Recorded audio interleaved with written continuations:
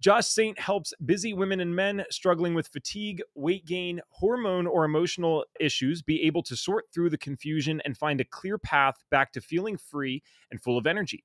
With 20 years of experience in natural health, he combines many lenses to viewing health, which include functional diagnostic nutrition, bioenergetics, nutrition, chiropractic, circadian biology, and emotional shock release.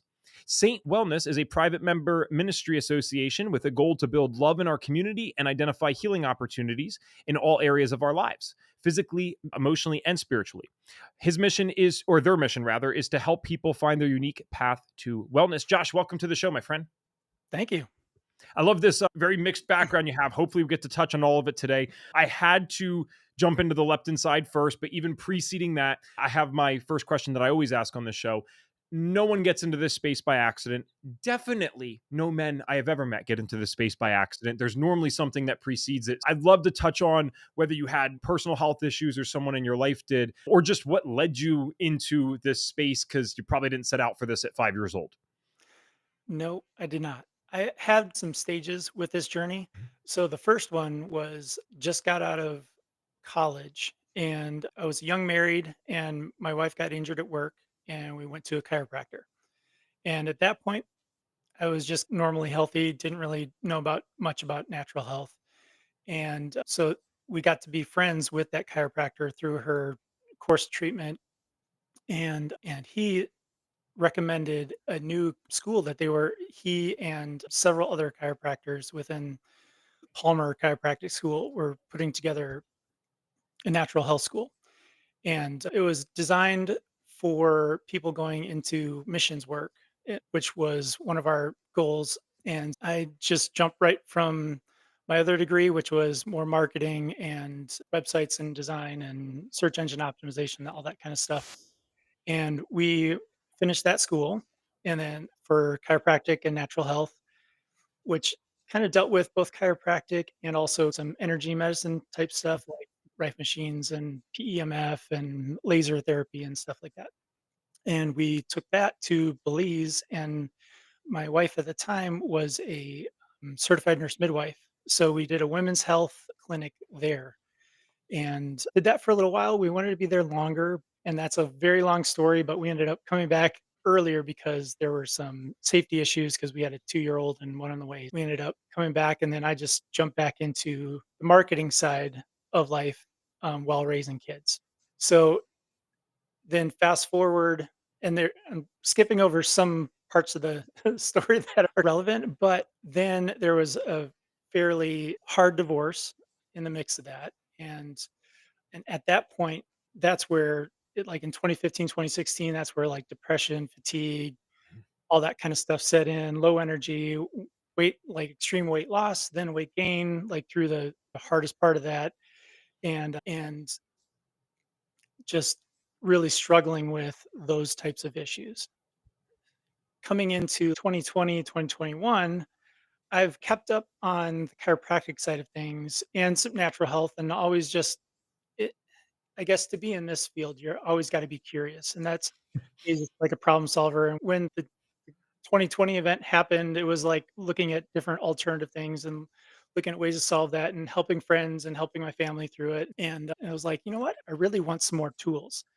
And my kids are like, at this point, our fourth of our six are graduated, so, like, we're getting to a point where, you know what, I think I wanna get back into the health space, and also I wanna add some tools because chiropractic is great. A lot of times with the natural health, there's a lot of great things out there, but a lot of times it's like you're just guessing sometimes because some things will work really great for somebody and not work for somebody else. And seeing what else was out there, I was attending a bunch of health summits, and then I saw Reed and he was talking about functional all these functional labs, and I was like, "That's what I need." And so instead of the long drum up, it was like 2 months. I was like, I just had to figure out when I could start within my schedule, and I just jumped right in and I did that. We did FDN and also the bioenergetic certification right at the same time. And because I really wanted to understand more about hormones, about stuff generally from just studying biochemistry and physiology, but from a chiropractic standpoint, you're really mostly concerned with nervous system, and that lens falls short in some areas. So it was like I need more tools to be able to help people. Sure. Mhm.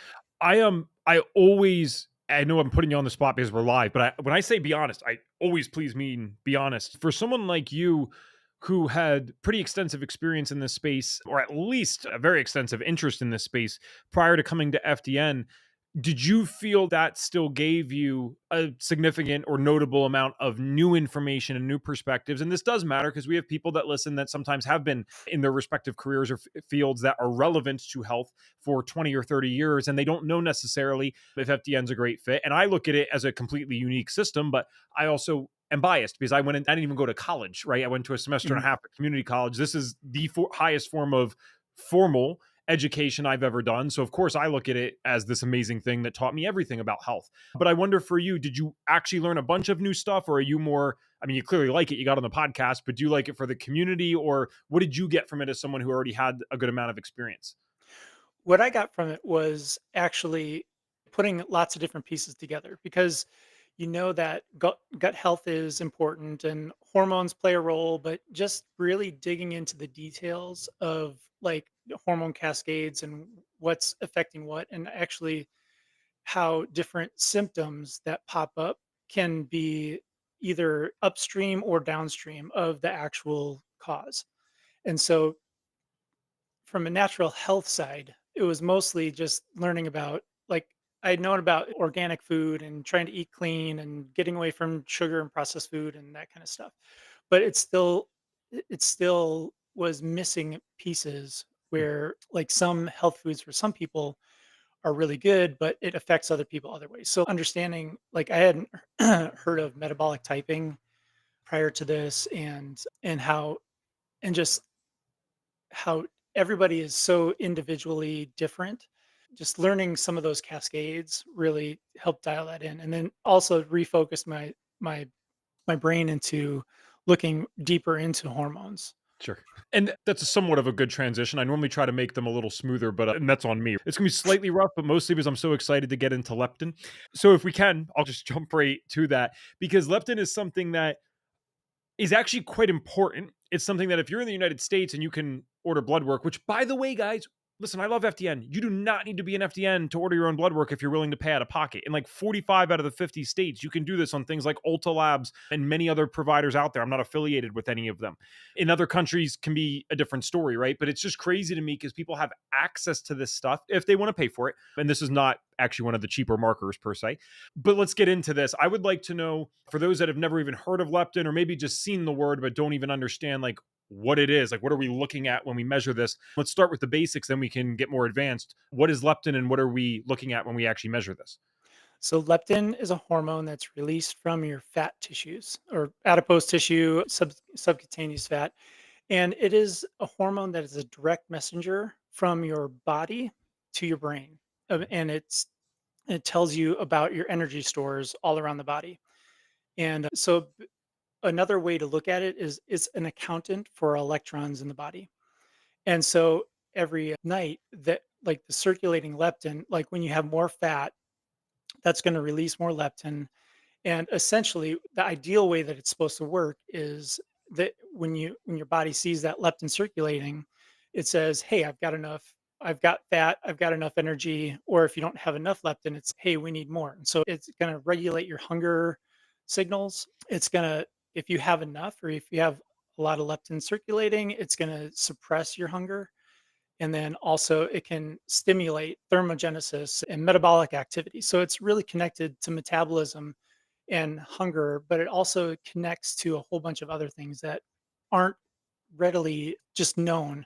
Mhm. And leptin, it doesn't, I find that it doesn't get talked a lot about because like, it's not something that FDN touches on. It touches on a whole bunch of other hormones, which is amazing. And You're correct. Yeah. yeah, and so when I started looking at different patterns that I was seeing within clients, it started, you start seeing different patterns that people, especially with fatigue and different things. And we're always looking at all these different systems, but I was seeing leptin connected into many of them. Mhm. And so with leptin, it's regulating that, but there are things that can block that. And then that block that receptor or block that sensitivity that we're supposed to have. And that is where you get into like leptin resistance.